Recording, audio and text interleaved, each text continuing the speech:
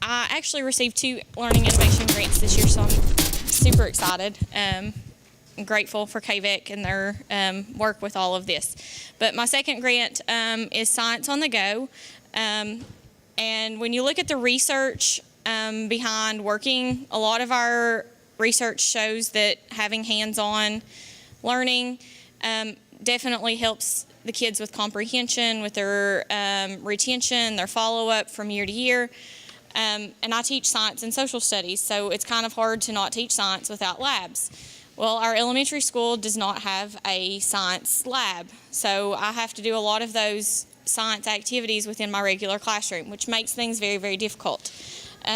I'm on the 2nd floor. Closest water supply is the boys' bathroom down the hallway, and I'm in a 5th and 6th grade hallway, so I can't just like run in there and say hide. I've got to wait until the boys are out, or I have to walk all the way down, cart the water back. Grounded outlet supply, showing kids the materials.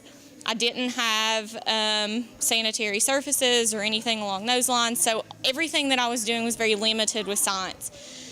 So this year I finally found through School Outfitters a mobile demonstration science lab for $1,000. Most of the time when you're looking those up, they're $3,000 and $4,000, and they were running a special this summer for that demonstration table.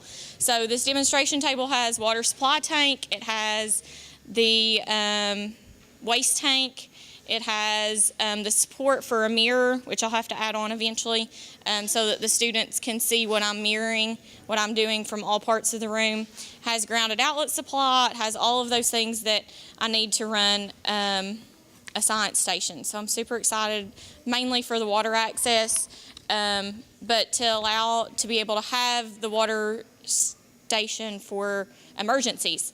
There's certain things that I couldn't do because I didn't have an emergency station. They couldn't go running down the hallway if they needed to wash their hands off. So that will quit hindering some of those science activities. So if you look why this problem, the research dates back to the 5th century with the Greek philosopher saying you must do things for you to be able to fully understand them.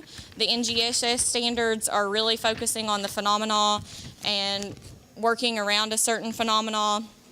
The back of the page shows the science station and what I will be able to get with $1,000, which is pretty cool.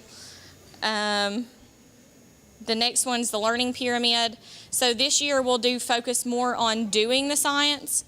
And then next year, I'm hopeful that we can work on doing the science and then teaching the science to the younger grades so that the demonstration table not only gets used in my room, but the kids can cart it, since it is mobile, down the hallway to teach. Because if you look at the learning pyramid, we know that doing it themselves really helps with retention, but when they then have to teach it to somebody else, then that's when you really fully understand.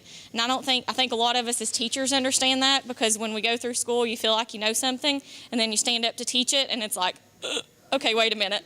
But then the more that you teach it, the more comfortable that you feel. And I feel like that the kids really need that experience at younger and younger ages.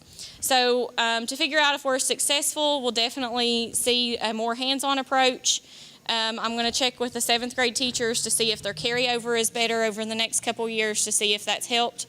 And then students, I will look at summative assessments over my school year to see if they perform better after doing the hands-on approach.